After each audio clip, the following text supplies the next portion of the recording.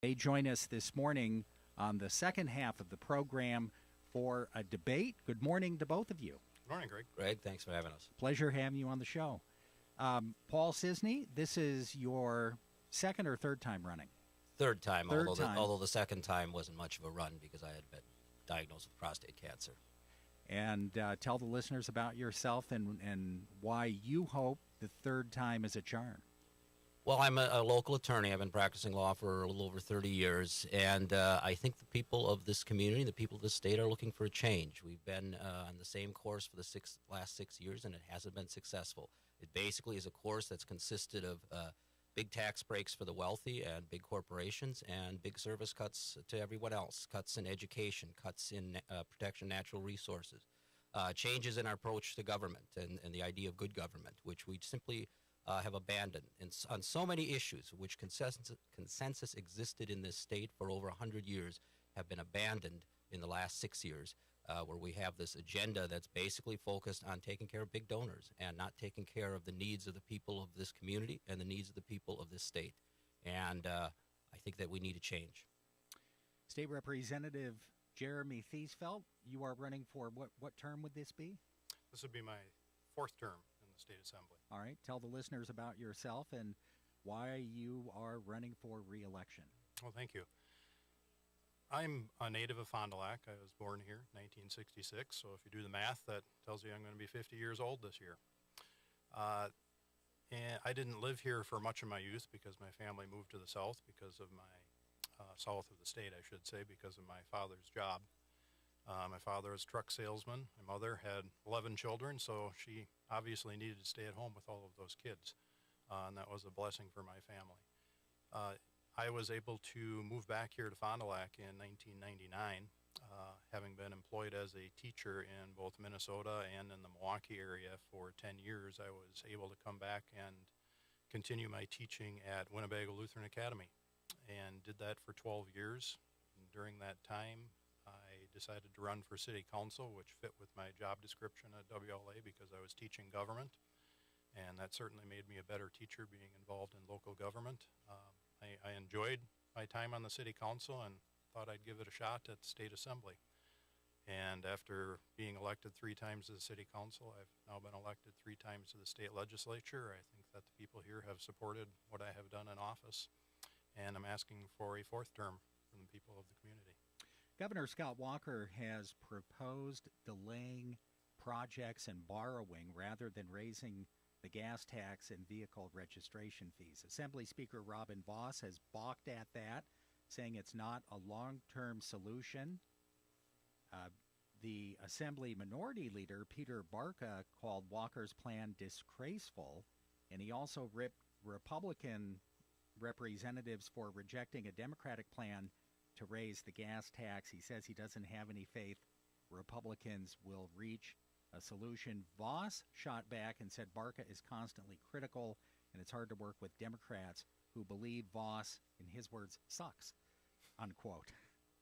So if you are reelected, Representative Thiesfeld, first of all, would you support raising the gas tax and or vehicle registration fees to pay for transportation projects? Well, first of all, that kind of rhetoric back and forth is, I would guess, unfortunate. Ultimately, someone starts it and then someone feels they need to continue it.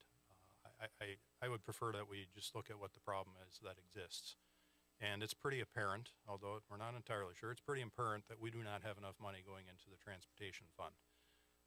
One of the things that we've done since I've been in the legislature, and I was pleased to vote for that, was we separated the transportation fund because for a number of years, particularly during the Doyle administration, money had been being transferred out of that and used for general revenue purposes. And that's just simply not fair. People put gas in their tanks, they pay for their vehicle registration. That money that they pay towards transportation should go for transportation. And so we have fixed that problem. Now we need to make sure that there's enough money actually in that fund. And there is an audit going on right now with the Department of Transportation by our State Audit Bureau, and they generally do very fine work. They're an award-winning organization, and that audit, I assume, is going to be produced before the end of the year. I'd like to see that information first before I make an ultimate determination.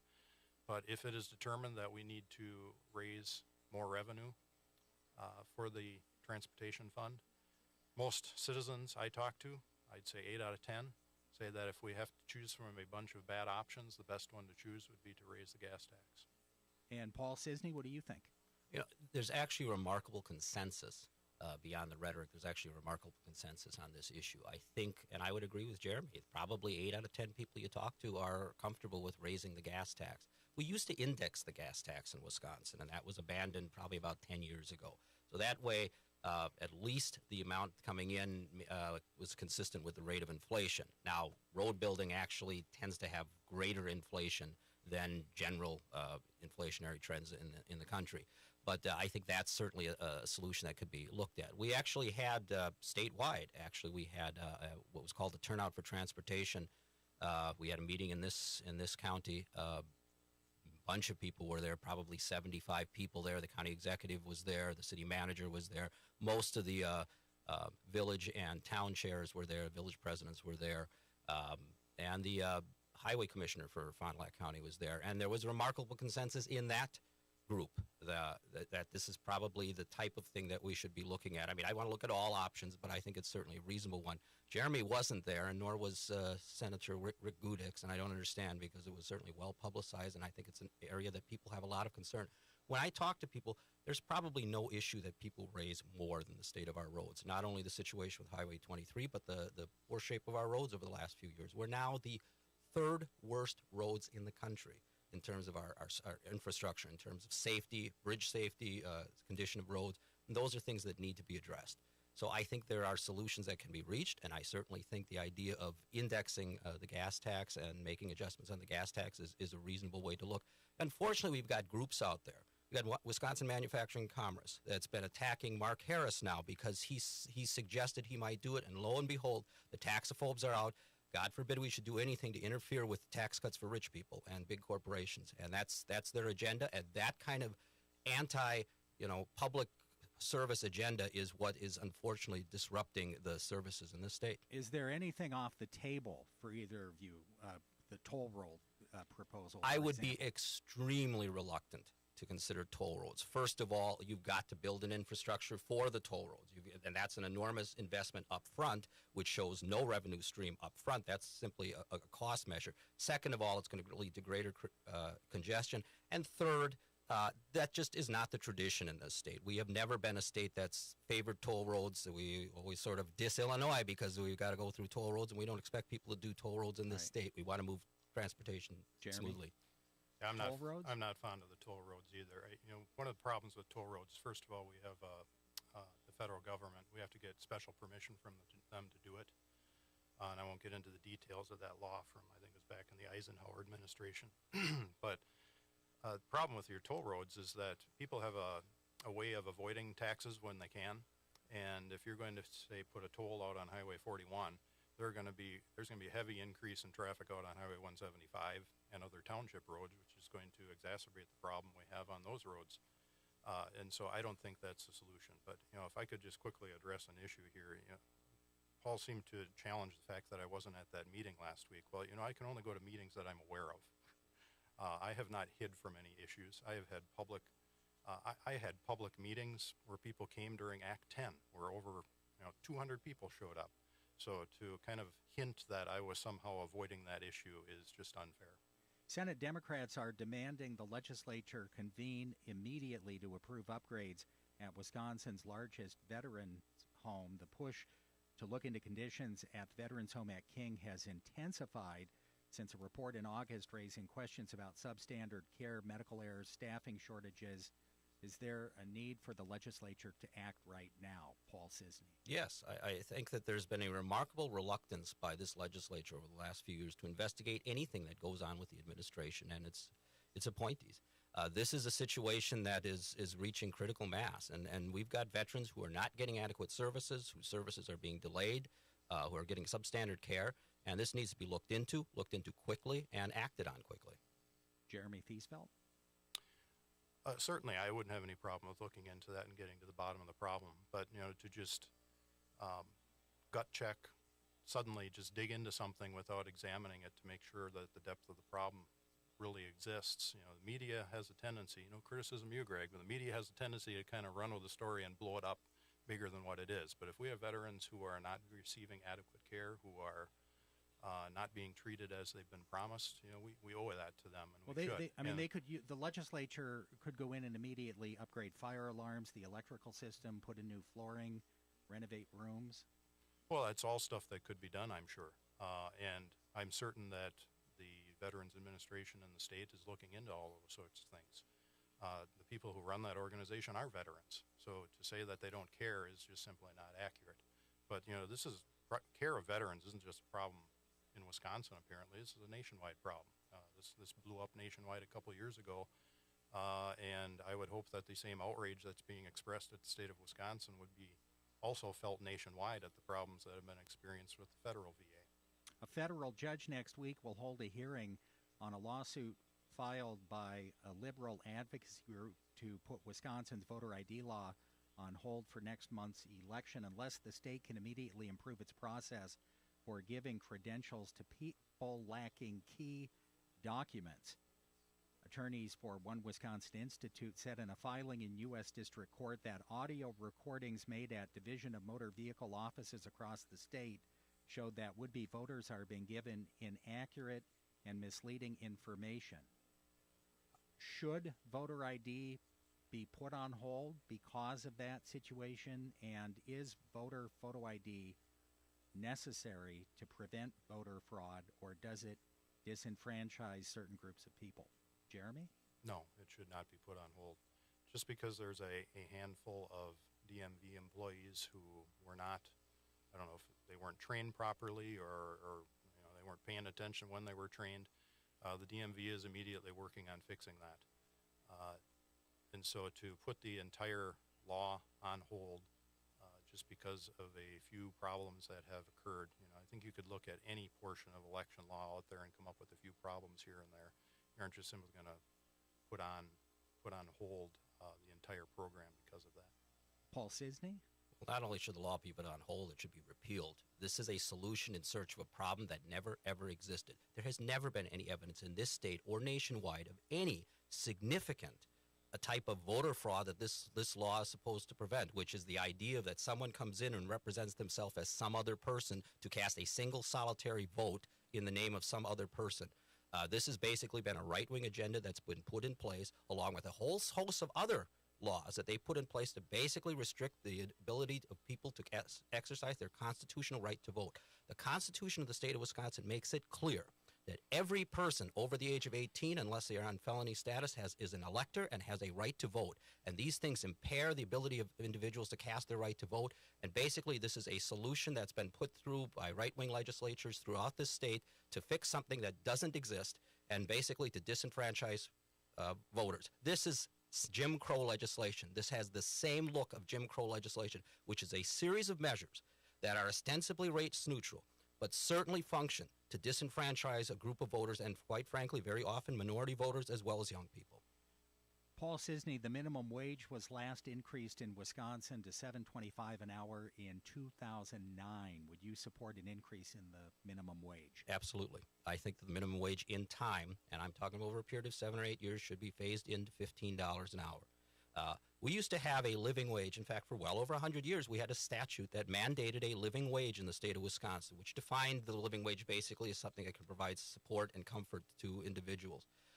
Rather than address the issue of freezing the minimum wage, which this legislature has done, they simply repealed that statute. So we no longer have a living wage statute in Wisconsin. States around this state, Minnesota, Illinois, Michigan, they have all raised their minimum wage. 30 states have raised their minimum wage. Wisconsin has not. And the fact is those states are actually doing better in job creation, certainly doing better in median income per family when you've got a minimum wage in place. It's this idea that somehow it's going to prevent jobs from are going to lead to a loss of jobs is simply not borne out by the evidence. The evidence is consistent. You put more money in working people's pockets, they go out and they spend that money. That spending of money creates a market for more goods and services, and that increases jobs. So it actually has an effect of raising the economy and raising standards of living. Do you have a figure that you would support? $15 an hour, $15 an hour phased in. I'm certainly not in favor of saying $15 an hour next year. That would be unfair to businesses. You've got to be able to make this adjustment. But remember, we wouldn't be making up for just 7 or 8 years. We'd be making up for 16 years. And that's something that needs to be done. And then we need to index it so that we don't have to go through this fight every time Republicans control the legislature or control the Congress and prevent working people from getting a well-deserved raise. All right, Jeremy Thiesfeld, is it time to increase the minimum wage from $7.25 an hour?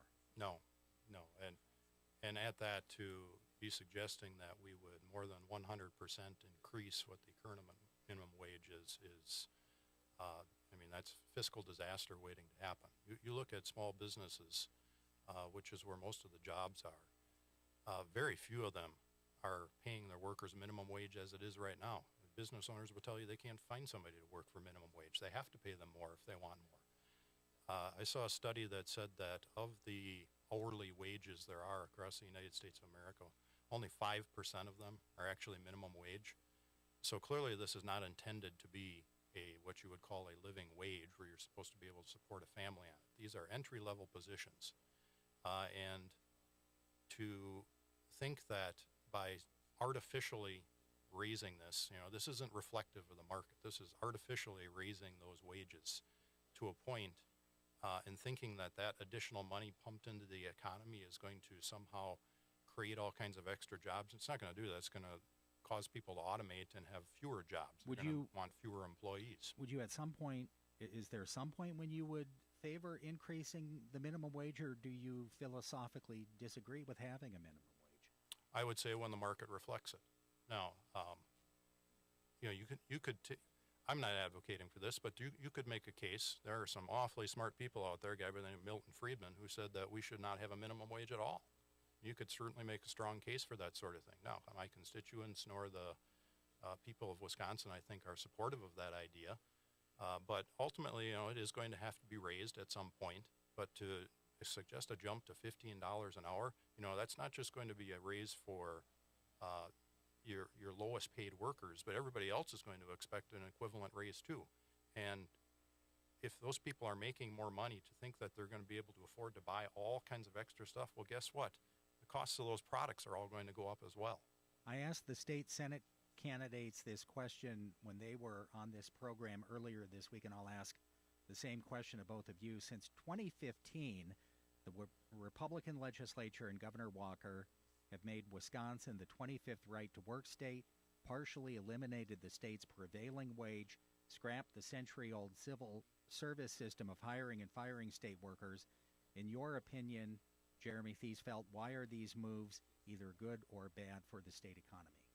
All right. Well, you remind me if I can't remember all three as we go along here. That's okay. Let's start with right to work. Right to work is, I believe, a basic fundamental right that when you are employed, no labor organization should be able to compel you, nor should your employer be able to compel you to be able to take a portion of your paycheck and apply it to an organization that you don't necessarily support, or quite possibly uses those dollars that they're compelling from you to advocate for political causes that you do not support. And so that is just a fundamental disagreement I'm certain I'm going to have with my opponent. And states that have implemented this have more workplace freedom, and Wisconsin should be one of these, and we are now. So I think that was absolutely the right move to make in Wisconsin. Partially eliminating the state's prevailing wage? Right. We would like to have gone farther on this, but you can't touch the federal, obviously, and we couldn't get it passed to do more at the state. And so it's essentially applying to local projects.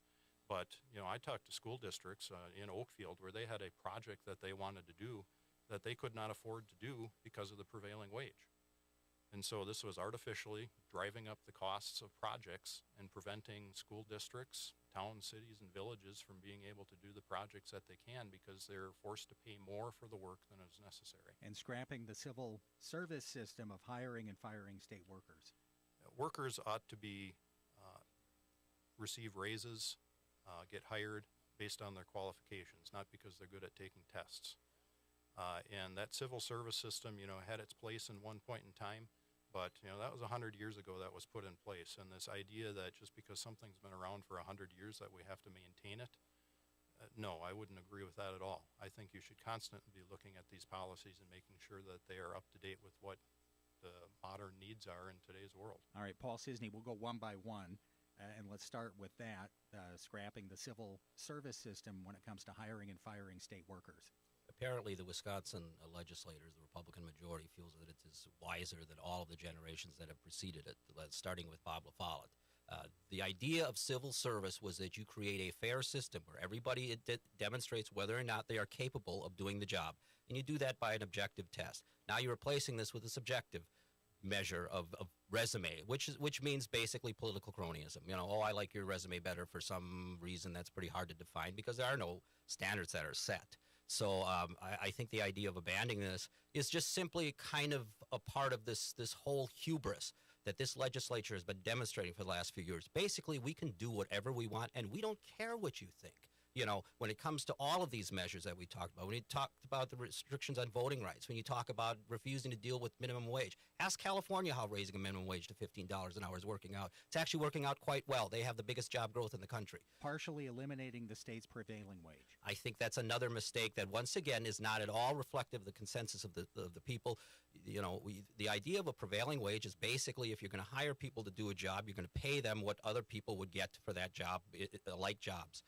And again, it makes sure that you have quality workers, people who are trained, rather than just hiring these jobs out, road construction jobs, for example, that are going to be done by the lowest bidder who's probably going to do the worst job. All right, and then making Wisconsin a right-to-work state. Well, we've made Wisconsin a right to work for less state because consistently, every state that adopts this measure has lower median income. This means lower income for people who are unionized and lower income for people who are not unionized. Consistently, this is a failed policy, and it benefits only a few big donors. This idea that somehow there's somehow you object to contributing to a union because you don't like their political agenda, you can specifically, under federal law, exempt contributions to the political portion of their committee. So that's a canard. This is just basically fulfilling the agenda of big donors. Every one of these things is not reflective of the will of the people of the state. It's reflective of big donors.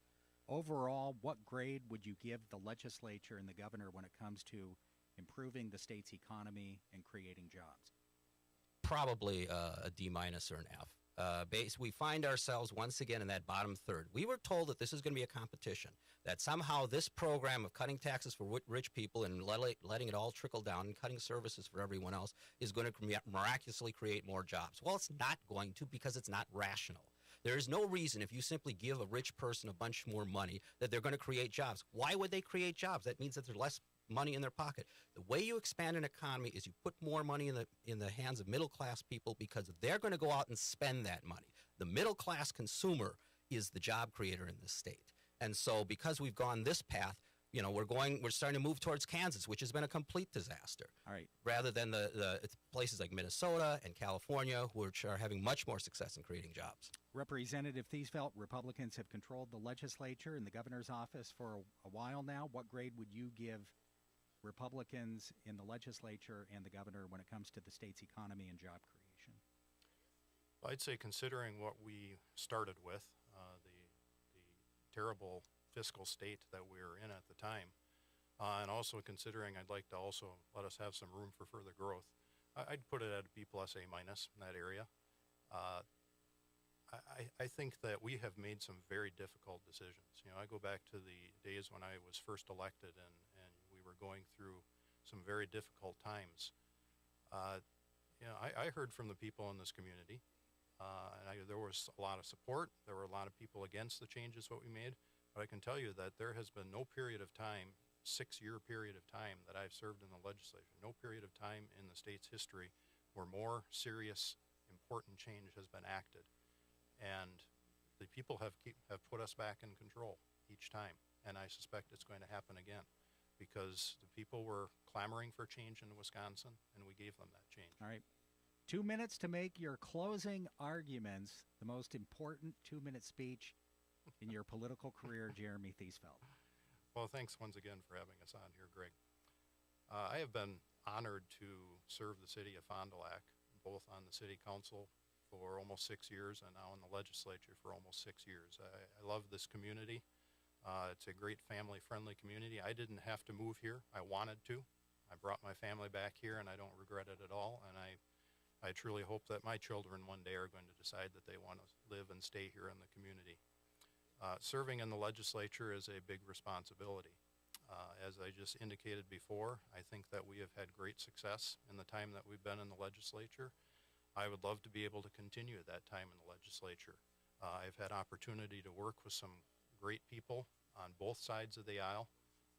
The message out there is that Republicans or me aren't working with anybody at all. I've had opportunity to do some great work with some Democrats in there. Some of it successful, some of it not.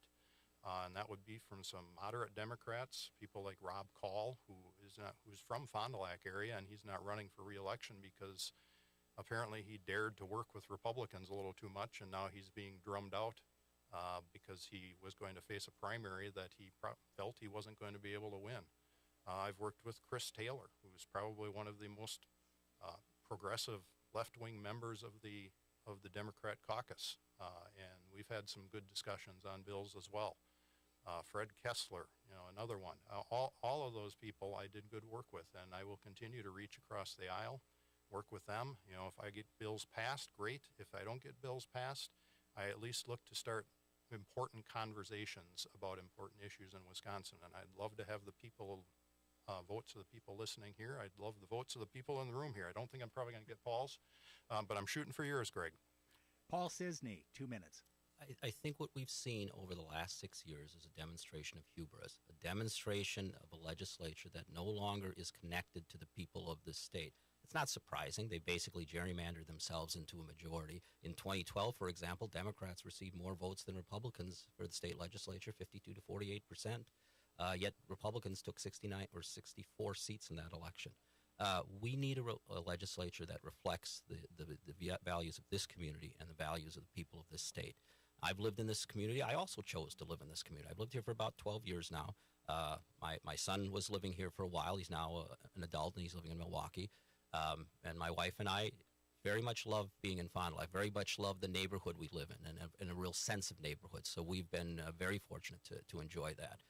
But there's a real sense in this state and a real sense in this community that the legislature is not serving us. And I think it's pretty obvious they're not serving us. They're serving their big donors, and they're taking care of the needs and the desires of their big donors at the expense of anyone else.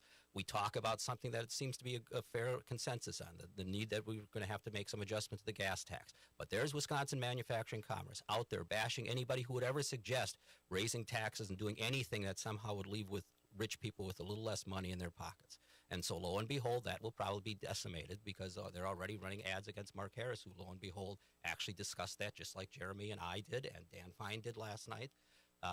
We need to have a legislature that meets the people's needs, and we need to have a legislature that reflects what the people want, and that's what we're lacking at this point. And I intend to be a voice for the people of this community, an active voice. I'm going to make sure I know when meetings are so that I'm there. And I'm going to make sure that the people of this community are represented based on what they believe, not what some big donors believe. Democrat Paul Cisney, Republican incumbent Jeremy Thiesfeld. Greatly appreciate both of you joining us this morning for this debate. Best of luck to both of you on November 8th. Thanks, Greg.